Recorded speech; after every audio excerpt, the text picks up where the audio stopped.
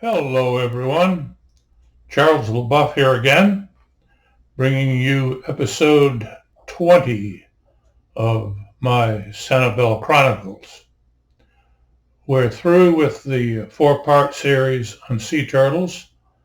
I certainly hope you enjoyed them, and especially the movie that I put in the last episode that I published. This being number 20, we're going to switch gears. But before I do so, I want to thank those of you who have subscribed. I invite those of you who have not subscribed. And by all means, it's important if you do to give a thumbs up to the episodes as they appear on YouTube. Otherwise, the channel will become just reach a stalemate. It won't grow. And as I said earlier, I need it to grow to reach more people with the things that I'm talking about. I don't expect everyone to be interested in the subject matter, but I think anyone that lives in Southwest Florida or who has ties somehow to Sanibel Captiva, or like I hear so often, they love the islands, they're certainly candidates to subscribe to this channel. Although I tend to dwell on the past, that's what I'm conveying in these episodes. Things that took place or resulted in Sanibel Island as we know it today. So today I'm going to speak on the Bailey Tract, which is part of the J.N. Ding Darling National Wildlife Refuge. And let's go back in time briefly. The refuge on Sanibel was originally created in 1945 by President Harry Truman. It was then named the Sanibel National Wildlife Refuge. And it was administered by the Everglades National Wildlife Refuge, which was headquartered over on the east coast of Florida. It managed the small Gulf Island refuges in the Keys, and refuges on the East Coast, including the first National Wildlife Refuge, Pelican Island. And the first patrolman that covered the Sanibel area was named Bill Lehman. He lived up just north of Tarpon Springs in a small community named Mango. And he would periodically patrol Southwest Florida, all of the islands, including Sanibel, and do law enforcement work and just have a presence by a U.S. Fish and Wildlife Service law enforcement agent frequenting the areas. In 1949, the Fish and Wildlife Service decided to place a permanent resident on Sanibel to take care of Sanibel Refuge and the Gulf Island refuges that were nearby along the Southwest Florida coast. And the person selected for that was, as I mentioned earlier, Tommy Wood. And Tommy Wood arrived on Sanibel to become refuge manager in April of 1949. Now, the refuge on Sanibel had at that time initially no land that could be called refuge land. However, it did have a lease agreement with the Coast Guard and utilized the Sanibel Lighthouse property as its headquarters. But shortly after the refuge was staffed, they went to search for properties that they could include within the refuge boundary, and that included about 2,000 acres of mangrove forest on the northern side of Sanibel, and they negotiated a purchase for 100 acres from Frank Bailey, of the Bailey family on Sanibel. And that 100 acres was located just to the west of Tarpon Bay Road. That being done, they wanted to begin some wildlife management work, enhancing the habitat in the Bailey Tract, but they hadn't closed on the purchase, and Ding Darling, who wintered on Captiva Island, and I'll be talking about Ding in a couple more episodes in the not too far future. He negotiated a purchase of 1 acre of that land prior to its closing from Frank Bailey, and he installed an artesian well that was located within about 20 feet of where the kiosk in the Bailey Tract is located today. And that well went down over 400 feet, flowed continuously.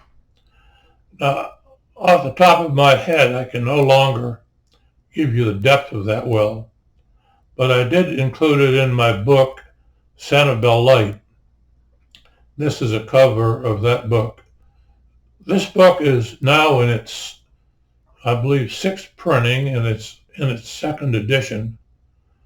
And prior to Hurricane Ian, Sanibel Light sold over 14,000 copies just on Sanibel Captiva alone.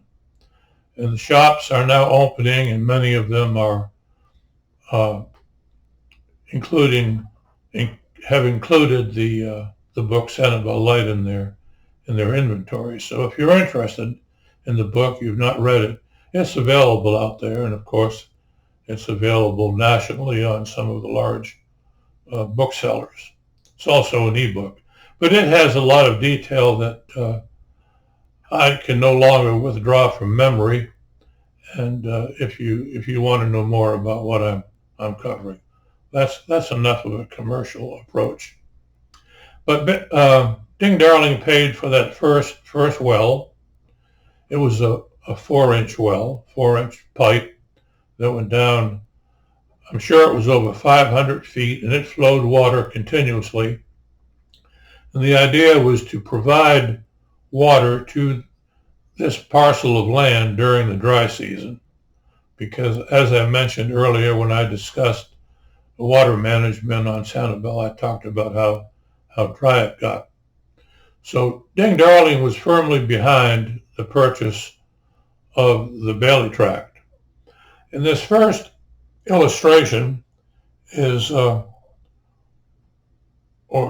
second illustration, I should say, not counting the book, is one of his pen and ink drawings of the Bailey Tract soon after the Fish and Wildlife Service acquired the property. And of course, the boundary sign of the Fish and Wildlife Service is proudly displayed in his piece of art. So the Fish and Wildlife Service began doing some management work in the Bailey Tract, and the staff from Everglades National Wildlife Refuge, which had soon to develop the Loxahatchee National Wildlife Refuge. They came over to Sanibel with some heavy equipment and cases of dynamite. They went into the Bailey Tract. The property deal had closed with Frank Bailey by now. The Fish and Wildlife Service owned the 100-acre parcel of land, and they began to, with a small bulldozer, doze up the grasses to create impoundments, and the grasses and some of the earth were pushed up in small dikes. And the Bailey Tract, especially the eastern end, was developed into small impoundment compartments. And then, since there was no real permanent water except a couple of tiny pools around the mangrove head, they dynamited potholes. And this next illustration shows the dry bottom of the Sanibel Slough that surrounds the mangrove head. And in this one particular site, they put in 625 sticks of dynamite, blew it up. It rattled windows on the bay side of Sanibel. This next illustration is the explosion. All of that bottom substrate blew up in the air. It fell back to earth, but it did leave a small depression, as you see in this next illustration. And the theory behind this is that once the water levels rose in the summertime during the rainy season, alligators would enter the depression created by the dynamite and begin to wallow out holes. And this next photograph is an alligator wallow. It's not on Sanibel, but it's one that I found during one of my trips into the Big Cypress years ago. And it's an alligator just by wallowing its body and tail. It keeps deepening the body of water it's in, so there's always water remaining at the surface to keep the animal wet and avoid dehydration. And also, as I mentioned before, it keeps other organisms alive. It feeds other forms of wildlife. This next shot is a image of the Bailey Tract. After the Fish and Wildlife Service had done their small dikes, and they had built a small observation tower. The deck on it was 25 feet high, and that was built in about 1952. This next shot is an image of a close-up of the tower. And the tower stayed in place until about 1976. It had been rebuilt. The stairs had been rebuilt 2 times since it was built. And by 1976, it was in major disrepair. So the refuge manager at that time made the decision. His name was Glenn Bond. He made the decision that we would dismantle the tower, and we did. Now, this next bit of film is a movie clip that I shot in the Bailey Tract, and it's self-explanatory. It talks about the Bailey Tract. So I will jump from it in just a moment back to my photographs. This is a clip from a 8mm movie that I exposed at the Bailey Tract in the early part of 1959, when migratory ducks were still using the areas. It'll give you a general idea of what the Sanibel Slough once looked like before water levels were manipulated by mosquito control and then the city of Sanibel, and allowed the woody vegetation to invade the slough and slowly overtake it and decrease its value for wildlife. This shot is the mangrove head in the Bailey Tract. It was once a much used bird roosting area and nesting site for colonial nesting birds, and hundreds of birds would come in from all directions in the evening to spend the night on the mangrove head. And it was always fun to take the family to the Bailey Tract at dusk and watch the birds come in by the hundreds. It was a spectacular place, and it has never come back. That was a good look at the Bailey Tract. It's a typical view of the Sanibel Slough that probably for centuries was just a massive lowland filled with spartina grass, open bodies of water that attracted countless numbers of migratory birds. It was really, really much different than what you see today. And the conservation groups on Sanibel are trying to rehabilitate the Sanibel Slough to see it in its primeval condition, but they're planning on doing this with fire management. But in my opinion, it will take much more than fire management to really get the job done. The conservation group owned sections of the Sanibel Slough should have a small dike constructed around them, and seasonally in the summertime, that impounded area should be flooded with water from elsewhere in the system and maintained at least 12 inches or more above what it is now under the management guidelines, and that will drown out the woody vegetation.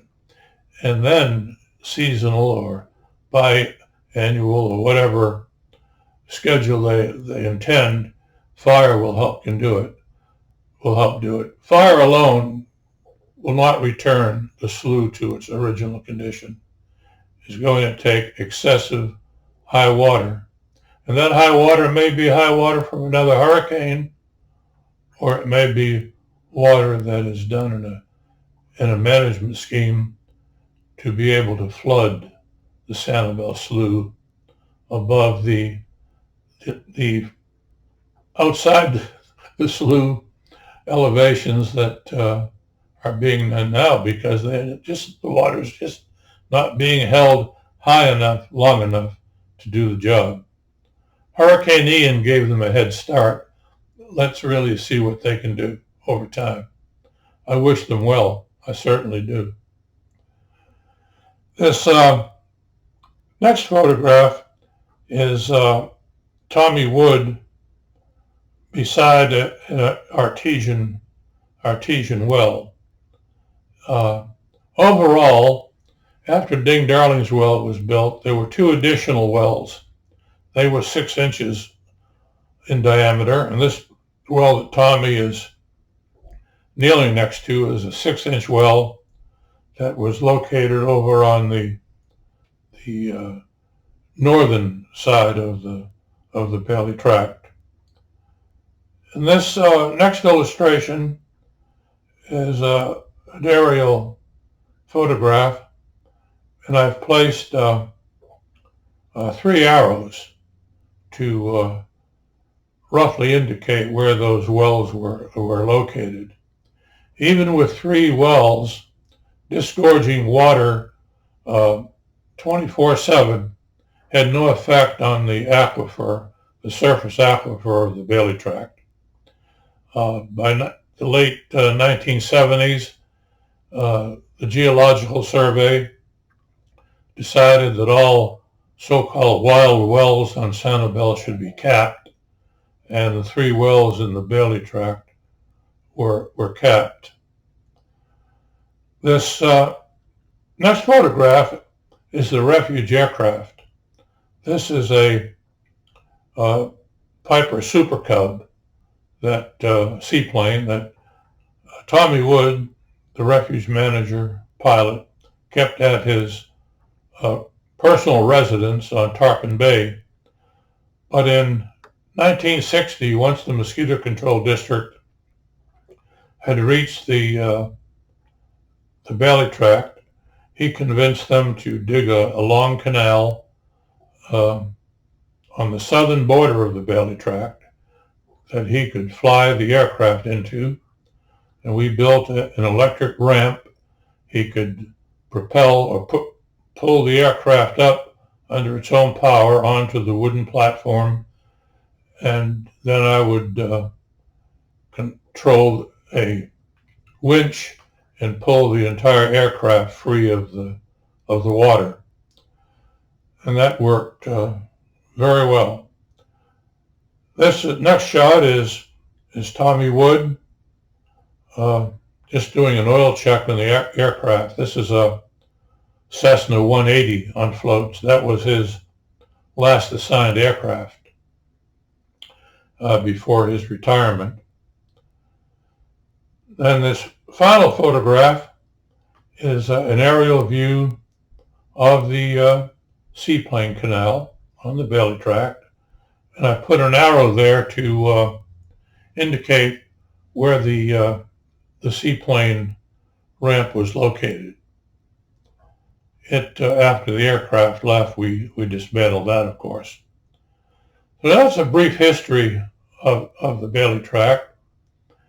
It was once a very productive wildlife area, very important for colonial birds. We tried to rehab the mangrove head.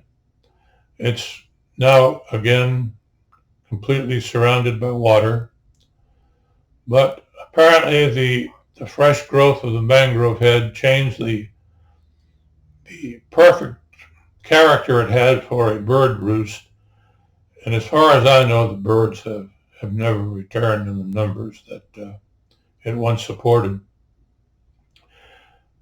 So I'll close episode 20 on the Bailey Tract. I hope if this generates some questions or requests for any further details, I'll get some comments. I certainly welcome comments, and I usually comply and respond to them. And again, thank you for subscribing. If you haven't subscribed, please do, as that's, as I said, essentially important for continuation of this channel. But we'll keep plugging along for a few more episodes, and hopefully our subscription base will grow. So I thank you for your attention, and I'll see you next episode. Thank you.